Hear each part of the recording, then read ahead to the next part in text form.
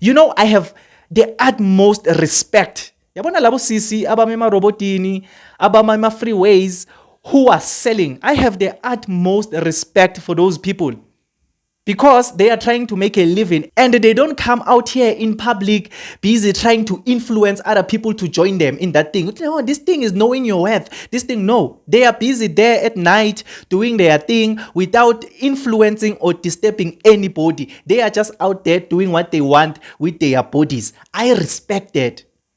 But into Nkwatisayo is these online prostitutes who act like they are not prostitutes, but people that we need to adore and appreciate, acting as if they are not prostitutes, but they know their worth. Out here busy influencing kids. TikTok, we know TikTok is a kids platform. There's a lot of kids there. When they come across clips like this on TikToks, they think, oh, this is the correct thing that we need to do. When I turn 18, I'm going to sleep with a lot of men and they are going to give me money. Then that means I know my worth. You see, those ones I have a problem with. Are you looking for someone? I'm single, I'm saved, and I'm satisfied. What is satisfying you? Oh, money. Okay, so you're making your own or unalele blessa or... I mean, here and there, people will just come to see me, and people will just come to see you. yeah, Okay. we would just meet up and whatever happens, and Then you get money from that. yeah. So are you selling? I am not selling, but I'm going to put it like this, right? Where's the camera? I want to look at the camera. I actually just want to make it clear that a lot of people actually think this is like prostitution and this is like, no, but it's actually knowing your value because it can happen that I'll go to a guy to get smashed and I'll come back home with so much, but they would come back hungry, desperate, having so much anger. And I feel like I have things to do. I have gas to pay. Yeah. Honey, my wig. Yes, do you know how darling. much this is? Yeah. You know? So I really want to always go with someone that understands that. That's why That can maintain that you. can maintain me. Because the noise, they're probably doing all the noise because they don't know the experience or they can't get to that level where they can demand certain things from men. But when I come to the table just the way I am. And I am the table. And you're going to give me what you want. You're going to give me what I want. But if you don't, the door's open, like it's open. Guys, did you hear It that? doesn't have lockers. You know, I honestly believe that us as people, we should be allowed to do whatever that we want to do with our lives. If a person chooses to live like this, we should respect that person with, okay, you are living like this. But what I hate is this thing of trying to sugarcoat behavior and try to make it or portray it as if it's something that is okay. Like this video that we just watched right now. You know, when a person is a prostitute, is selling her body, that person should just say that. This thing of these people coming online and acting as if prostitution is no longer prostitution, but it's knowing your value should stop. Because these people that we call influencers, who are actually prostitutes, are being followed by thousands and thousands of people. If you can check this lady's Instagram profile, Sian Buji, she's being followed by thousands and thousands of people. And I am 100% sure that most of those people who follow this lady are young people. Are young people who are still susceptible to influence. And this lady is called an influencer. So everything that she does or everything that she says, the people that are following her, the people that she's influencing are going to adopt the same behavior, thinking that this thing is okay. It's the correct way to make money. You know, the men who follow this lady, we all know why the men follow her. If you can go to her profile, the men who are following her, we all know why the men are following her. I don't even want to speak about it, which is also not okay. But we know why the men are following her. But the biggest concern I have is the women that are busy idolizing this woman. Are the women who are busy following everything that this woman does.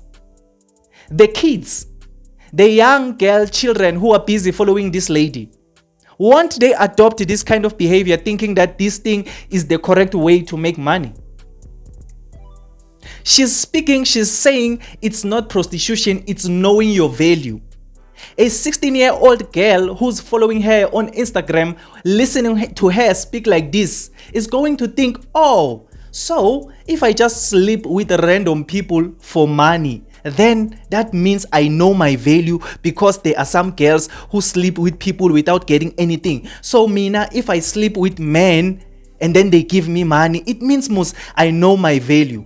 There are thousands and thousands of girls who are going to be thinking like that. Why? Because they are still young. They are still 15 years old, 16 years old, even as young as 13 years old are following this lady, listening to everything that she says. Tell me, 10 years from now, when those kids, in fact not 10 years, in a couple of years, won't those kids who are following her want to do the same thing that she's doing? Why have we normalized something that is not normal?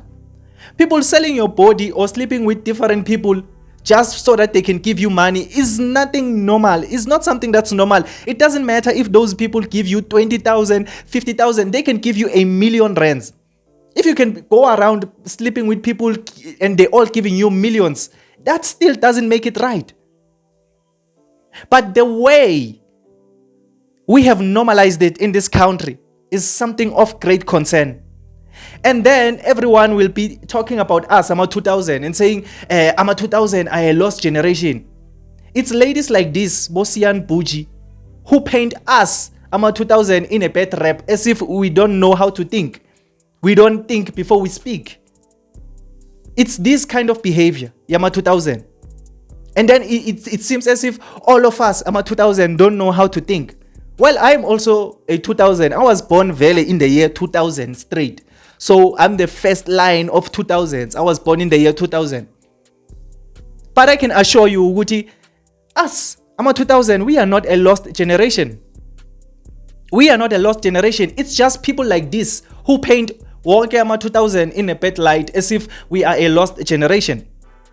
What are the parents of this girl saying when they are listening to this thing? Because anyone with common sense can clearly hear what she's saying, even though she says it's not prostitution, it's knowing your worth or your value. But if you are saying you have common sense, you can clearly hear what she's saying. Woody, she is a prostitute, she is selling. I mean, you can clearly hear that. So in my mind, I'm thinking even her parents, if they can see this clip, it won't take them long until they figure out Woody, our child is a prostitute. So what are they saying? Don't they have a problem with that?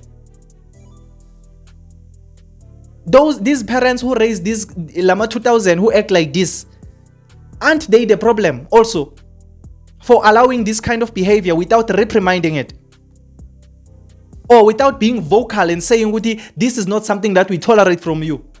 But just because the child is bringing in money, then everything is okay.